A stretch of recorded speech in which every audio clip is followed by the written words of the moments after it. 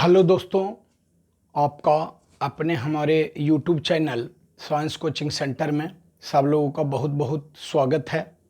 जैसा कि इस जो सेंटर से जुड़े हुए जो भी सब्सक्राइबर हैं उनको यह पता है भली भांति कि इसमें कम्पिटिटिव से लेकर के आपको जो भी 10th 9th 12th 11th में जो टॉपिक इम्पोर्टेंट पढ़ना रहता है वही सब टॉपिक जो है इसमें अपलोड किया जाता है। तो जो सब्सक्राइब कर लिए हैं उनको तो ठीक है, नोटिफिकेशन मिल ही जाएगा। और जो सब्सक्राइब अभी तक नहीं किए हैं तो अपने मित्रों के बीच में आप लोग शेयर भी कीजिए, लाइक भी कीजिए और कमेंट भी कीजिए, क्योंकि आपका कमेंट से ही हमें वीडियो बनाने में एनर्जी मिलता है। ठीक है, तो आज जो टॉपिक आप लोग पढ़ने जा रहे हैं वो 10th और 12th दोनों के लिए इम्पोर्टेंट है। उस टॉपिक का नाम है लेंस सूत्र। तो सबसे पहले ये जानना है बाबू कि लेंस सूत्र आखिर है क्या। तो लेंस सूत्र याद रखना है कि 1/v माइनस 1/u बराबर 1/f को लेंस सूत्र कहा जाता है।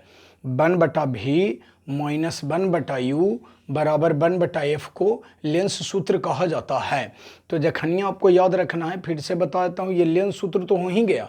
और देखिए इसमें जो भी होता है, भी वो होता है प्रतिबिंब दूरी। भी क्या होता है तो प्रतिबिंब दूरी होता है। और u जो होता है वो वस्तु दूरी होता है। और जो छोटी स्मॉल एफ हो गया वो फोकस दूरी होता है, फोकल लेंथ होता है। तो देखिए रियल में कहा जाए तो जो लेंस सूत्र होता है वो प्रतिबिंब दूरी, वस्तु दूरी और फोकस दूरी के बीच के रिलेशन को बताता है, संबंध को बताता है। तो ये लेंस सूत्र होता है 1/v माइनस 1/u बराबर 1/f। तो सबसे पहले उत्तल लेंस और अवतल लेंस में भी ये दोनों साबित करना है। तो सबसे पहले फर्स्ट ऑफ ऑल आपको हम उत्तल लेंस में बता रहे हैं। तो सबसे पहले फिगर को ध्यान में रखना है, फिगर के कंसेप्ट को क्लियर कर लीजिए, उसके बाद निश्चित रूप से एकदम बिल्कुल कंप्लीट हो जाएगा। तो देखेंगे वीडियो को लास्ट तक देखेंगे आप लोग। तो देखिए सबसे पहले चित्र बना लेना है, कह रहा है उत्तल लेंस में साबित करना है। तो आप लोगों को यह पता होगा कि वैसा लेंस जो बीच में मोटा हो और किनारे पर पतला हो उसे उत्तल लेंस कहा जाता है।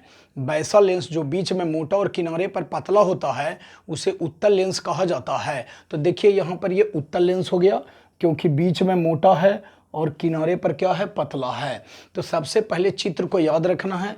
देखिए इसमें जो O है वो ऑप्टिकल सेंटर यानी प्रकाशीय केंद्र है। और लेंस में दो मुख्य फोकस होते हैं। क्यों होते हैं दो मुख्य फोकस? क्योंकि लेंस जो होता है वो पारदर्शी होता है और प्रकाश की किरणें इधर से उधर और उधर से इधर भी आ जा सकती है, इसलिए दोनों तरफ इसके मुख्य फोकस होते हैं। यानी लेंस में मुख्य फोकस की संख्या कितनी होती है तो 2 होती है। तो देखिए O हो गया प्रकाशीय केंद्र, F हो गया मुख्य फोकस और 2F जो हो गया वो दुगनी फोकस दूरी है। यहाँ पर L लेंस का नाम दे दिए हैं। इसमें कोई वस्तु है, देखिए AB है। तो याद रखना है कि देखिए O से जितना दूर F इधर है राइट साइड में उतना ही दूर इधर डैश भी देना है, F डैश।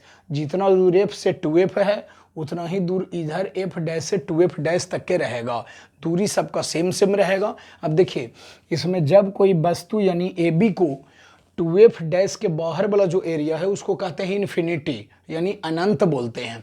तो इसमें जब कोई वस्तु यानी AB को अनंत और दुगनी फोकस दूरी के बीच रखा जाता है तो इसका जो प्रतिबिंब है, देखिए इसका जो इमेज बना A डैश B डैश वो कहाँ बना तो मुख्य फोकस और दुगनी फोकस दूरी के बीच बना है ना। तो देखिए यह कैसा प्रतिबिंब बना। तो चूंकि जानते हैं आप लोग कि प्रतिबिंब 2 प्रकार के होते हैं, वास्तविक प्रतिबिंब, काल्पनिक प्रतिबिंब। तो जो वास्तविक प्रतिबिंब होता है वो वास्तविक किरणों के कटान से बनता है और जो काल्पनिक प्रतिबिंब होता है वो काल्पनिक किरणों के कटान से बनता है। तो देखिए यहाँ पर वास्तविक किरणों के कटान से बना है इसलिए यह वास्तविक प्रतिबिंब है। और वास्तविक प्रतिबिंब उल्टा होता है तो उल्टा तो है ही। देखिए वस्तु जो है मुंह खच के ऊपर है और इसका प्रतिबिंब बना है नीचे, तो ये उल्टा प्रतिबिंब हुआ। तो सबसे पहले चित्र को कंप्लीट रखना है। उसके बाद देखिए यही हम लिखवाए हैं। देखिए माना कि L एक उत्तल लेंस है। देखिए L जो हो गया वो उत्तल लेंस हो गया। इसमें O प्रकाशीय केंद्र देखिए ओ प्रकाशीय केंद्र है यहाँ, क्योंकि ऑप्टिकल सेंटर होता है इंग्लिश, तो ओ हो गया प्रकाशीय केंद्र, एफ हो गया मुख्य फोकस, और 2f हो गया दुगनी फोकस दूरी है। इसमें जब कोई वस्तु, तो वस्तु का नाम है ए बी। वस्तु आप कुछ भी दे सकते हो, कोई दिक्कत नहीं है वस्तु के नाम में, तब वस्तु का नाम हो गया ए बी। तो इसमें जब कोई वस्तु अनंत, सही में 2f डैश के इधर मतलब एरिया बताया अनंत है, अनंत और दुगनी फोकस दूरी के बीच रखी जाती है, तो इसका प्रतिबिंब देखिए कहाँ बना, मुख्य फोकस और दुगनी फोकस दूरी के बीच बनता है। कैसा बना, तो यह प्रतिबिंब वास्तविक उल्टा तथा वस्तु से छोटा बनता है। देखिए वस्तु है इतना बड़ा, उसका प्रतिबिंब बना छोटा, तो यह प्रतिबिंब वास्तविक उल्टा तथा वस्तु से छोटा बनता है। अब देखिए क्या करना है, ये तो आपने चित्र के अनुसार बना दिया, अब आपको लिखना है रचना, यानी आपने कहाँ कैसे कंस्ट्रक्शन किया है। तो देखिए रचना में क्या किए हैं कि ओ तो ये ऑप्टिकल सेंटर प्रकाशीय केंद्र है ही, अब यहाँ से देखिए एक नॉर्मल यानी अभिलंब खींच दिए हैं। तो देखिए यहाँ रचना में लिखा हुआ है ओ, उलट कर अगर टी लिख देते हैं तो इसको पढ़ते हैं लंब या अभिलंब। देखिए ओ लंब डी खींचा, देखिए ओ से लंब खींचे हैं, डी खींच दिए। अब देखिए प्रमाण, यानी अब हमें साबित करना है, यानी प्रूफ करना है कि कैसे हम लेंस सूत्र लाएं। तो देखेंगे, अच्छे से देखेंगे, तो हम लिखेंगे प्रमाण यानी प्रूफ। देखिए प्रूफ कैसे देंगे, त्रिभुज ओ ए बी, यानी दो त्रिभुज को पकड़ना है, एक ये साइड एक ये साइड वाला पकड़ेंगे। देखिए एक त्रिभुज हो गया, देखिए ओ ए बी, ये देखिए इधर ओ ए बी, और एक त्रिभुज देखिए हो गया A dash B dash O, चाहे कह सकते हैं O A dash B dash. Both triangles are similar, मतलब समरूप हैं। तो देखिए प्रमाण में हो गया त्रिभुज ओ ए बी, समरूप त्रिभुज हो गया ओ ए डैश बी डैश। तो आप याद रखोगे कि जब दो त्रिभुज समरूप होते हैं, सिमिलर होते हैं, तो उनकी संगत भुजाएं अनुपातिक होती हैं। याद रखेंगे कि जब दो त्रिभुज समरूप होते हैं तो उनकी संगत भुजाएं अनुपातिक होती हैं। तो देखिए दोनों जब त्रिभुज लिख दिए, तब पहला त्रिभुज कौन है, तब पहला त्रिभुज है ओ ए बी। अब फिगर को आप देखिए कि ओ ए बी यह हो गया, तो सबसे पहले पहले त्रिभुज का पहले हमें खड़ा भुजा लिखना है। तो ओ ए बी में खड़ा भुजा कौन सा है, तो देखिए ए बी है, तो यहाँ पर खड़ा भुजा लिख दिए ए बी। अब अनुपातिक कह के मतलब कि यदि एक त्रिभुज का आप खड़ा भुजा लिख लिए हो तो दूसरे त्रिभुज का भी खड़ा भुजा ही आपको लिखना है। तो देखिए दूसरा त्रिभुज हो गया ओ A dash B dash, O A dash B dash, तो इसका जब खड़ा भुजा ए बी हो गया तो देखिए ओ ए डैश बी डैश का खड़ा भुजा क्या हो गया, ए डैश बी डैश। तो देखिए यहाँ पर हो गया ए बी बटा ए डैश बी डैश, दोनों का लिख दिए अनुपात करके। अब बराबर के चिन्ह दे करके दोनों का पड़ा भुजा लिखना है। सबसे पहले खड़ा भुजा लिखे और उसके बाद पड़ा भुजा लिखना है। तो देखिए पहला जो त्रिभुज था वो ओ ए बी था, तो देखिए पड़ा भुजा यानी आधार बेस कौन सा है, तो देखिए बेस है ओ ए, तो यहाँ पर लिख दिया ओ ए। तो जब पहला त्रिभुज का पड़ा भुजा लिख दिए है ना, आधार लिख दिए, तो दूसरा का भी पड़ा भुजा लिखेंगे। तो दूसरा त्रिभुज हो गया ओ ए डैश बी डैश, तो देखिए इसका पड़ा भुजा क्या हो गया ओ ए डैश, तो यहाँ लिख दिए ओ ए डैश। ये हो गया इक्वेशन नंबर 1। अब देखिए दूसरा इक्वेशन में क्या है खोजने के लिए, देखिए दो ट्राइंगल, चूंकि जब तक कि इसमें हम लंब नहीं डालेंगे तो अगला ट्राइंगल नहीं बन पाएगा, इसलिए ट्राइंगल बनाने के लिए यहाँ लंब देना जरूरी है। तो देखिए दूसरा ट्राइंगल हो गया ओ डी एफ, और एक ट्राइंगल देखिए छोटा वाला है ए डैश बी डैश एफ। तो ऐसे ही लिखना है फिर कि पुनः त्रिभुज ओ डी एफ, देखिए ओ डी एफ समरूप त्रिभुज ए डैश बी डैश एफ, ए डैश बी डैश एफ। तो फिर वही बात बताए कि जब दो त्रिभुज समरूप होते हैं तो उनकी संगत भुजाएं अनुपातिक होती हैं। तो देखिए पहला त्रिभुज है ओ डी एफ में तो खड़ा भुजा पहले लिखना होता है, खड़ा भुजा कौन हो गया ओ डी, तो ओ डी लिख दिए। अब देखिए दूसरा त्रिभुज है ए डैश बी डैश एफ, तो इसमें भी खड़ा भुजा कौन हो गया, तो ए डैश बी डैश हो गया। अब दोनों का पड़ा भुजा लिखना है, तो देखिए ओ डी एफ में पड़ा भुजा यानी इट मीन्स आधार बेस कौन है, तो ये वाला है, तो देखिए यहाँ पर हो गया ओ एफ। अब बटा देखिए दूसरा त्रिभुज है ए डैश बी डैश एफ, तो इसमें पड़ा भुजा है ए डैश एफ।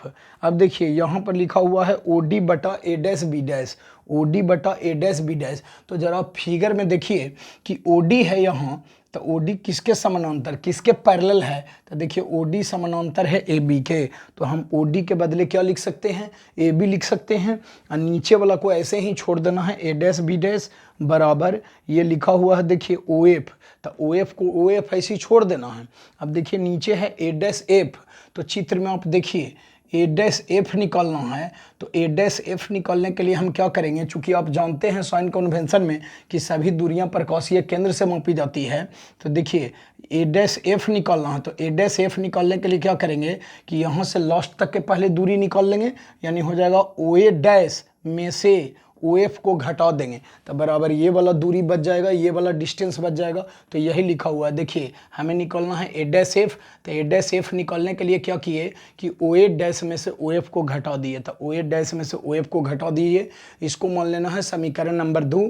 अब यहाँ पर लिख देना है कि चूंकि ये AB कैसे हो गया OD के बदले, तो यही जो बात बताए थे कि चूंकि OD जो है किसके पैरेलल है, तो AB के, तो ब्रैकेट में लिख देना है कि चूंकि OD समानांतर, ये समानांतर का सिंबल है लगा हुआ, चूंकि OD समानांतर AB है इसलिए OD के जगह पर क्या लिखा गया, AB लिखा गया। अब बढ़ेंगे हम लोग चिन्ह परिपाटी, यानी जिसको कहते हैं साइन कन्वेंशन। बिल्कुल ईजी है, आराम से देखेंगे, अच्छे से देखेंगे। देखिए साइन कन्वेंशन की ओर अब बढ़ेंगे। देखिए अब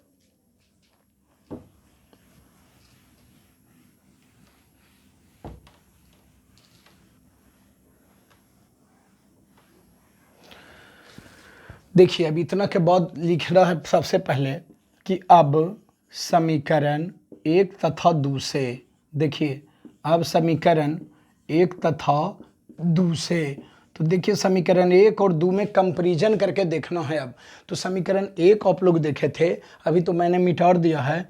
तो समीकरण 1 में आपको लिखा हुआ था AB बटा A डैश B डैश बराबर OA बटा OA डैश, यही था समीकरण 1 आपको लिखा हुआ।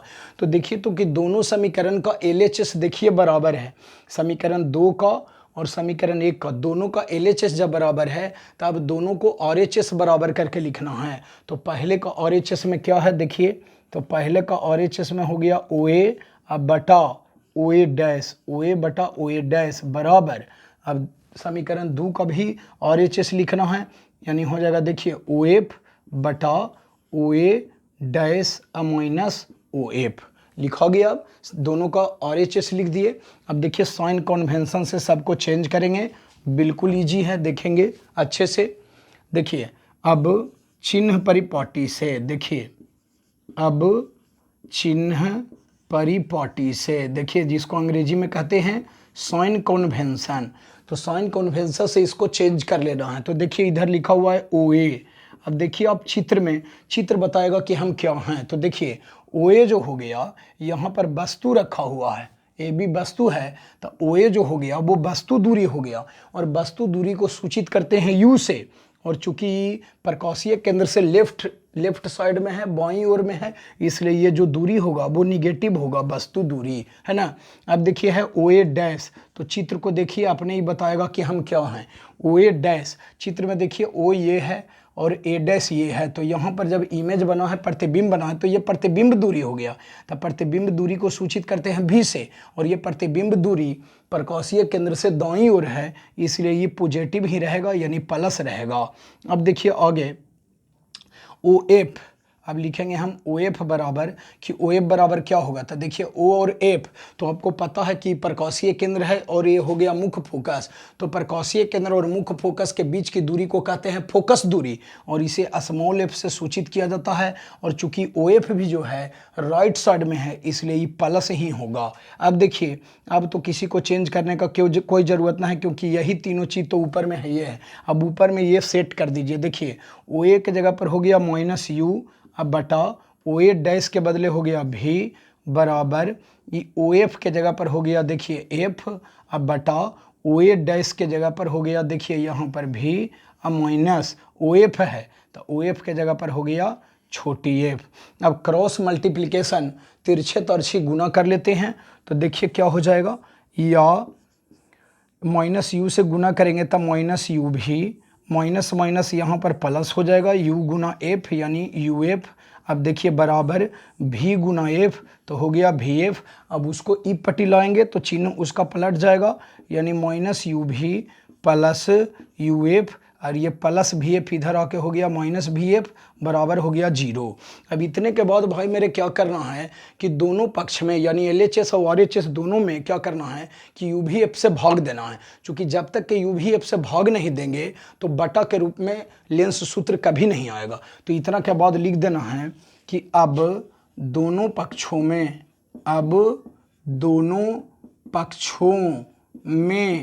यू भी, अब दोनों पक्षों में यू भी एफ से भाग देने पर, दोनों पक्ष के मतलब हो गया LHS और RHS दोनों में, तो इसको ऊपर वाले को कुछ नहीं करना है, ऊपर वाले को देखिए ऐसे उतार दिए माइनस यू भी। अब भाग देना है तो बटा के चिन्ह दे दिए। किससे भाग देना है तो यू भी एफ से, तो लिख दिए नीचे यू भी एफ। अब देखिए यहाँ पर प्लस का चिन्ह है तो प्लस का चिन्ह दे दिए, ऊपर में है लगा हुआ यू एफ तो हो गया यू एफ, अब बटा नीचे भी हो गया यू भी एफ। अब देखिए माइनस भी एफ है तो माइनस भी एफ, सभी में यू भी एफ से भाग देना यू भी एफ। अब बराबर उधर हो गया 0, चूँकि 0 बटे यू भी एफ करेंगे तो वो तो कट के 0 ही हो जाएगा वैसे भी। तो देखिए यू भी से यू भी कट गया, यू एफ से यू एफ कट गया, भी एफ से भी एफ कट गया, तो क्या बचा, ऊपर कुछ नहीं बचा, तो माइनस 1 हो गया, अब बटा एफ हो गया, अब प्लस 1 बटा हो गया भी, अब माइनस 1 बटा यू बराबर हो गया 0। या इसको हम लिख सकते हैं 1 बटा भी माइनस 1 बटा यू, अब बराबर, अब चूंकि इसको ऊपर ले जाना है तो माइनस उधर जाके हो जाएगा प्लस, यानी 1 बटा एफ। यही आपका जो है लेंस सूत्र है, यही आपको लेंस सूत्र है जो कि एग्जाम के दृष्टिकोण से काफ़ी इम्पोर्टेंट है। याद रखेंगे कि 1 बटा भी माइनस 1 बटा यू बराबर 1 बटा एफ होता है, ये लेंस सूत्र होता है, बल्कि उत्तल लेंस हो या अवतल लेंस हो तो आप लोग इसको कंप्लीट करके रखेंगे। एग्जाम में भी आने लायक है ना, कम्पिटिटिव एग्जाम में भी पूछने योग्य है, इसलिए आप लोग बिल्कुल टंच करके रखें। यदि वीडियो आपको अच्छा लगता है तो कॉमेंट करके भी ज़रूर बताएँ, और आपके यदि कोई सहपाठी हैं, मित्र हैं, तो उनके बीच भी वीडियो को ज़रूर शेयर कीजिए ताकि उनको भी इसका लाभ आराम से मिल जा सके। बस वीडियो को अच्छी तरह से ध्यान से देखने के लिए आप लोगों का बहुत बहुत धन्यवाद, है ना। आपका जो भविष्य है वह काफ़ी उज्जवल हो, यही हमारी शुभकामना है। बस।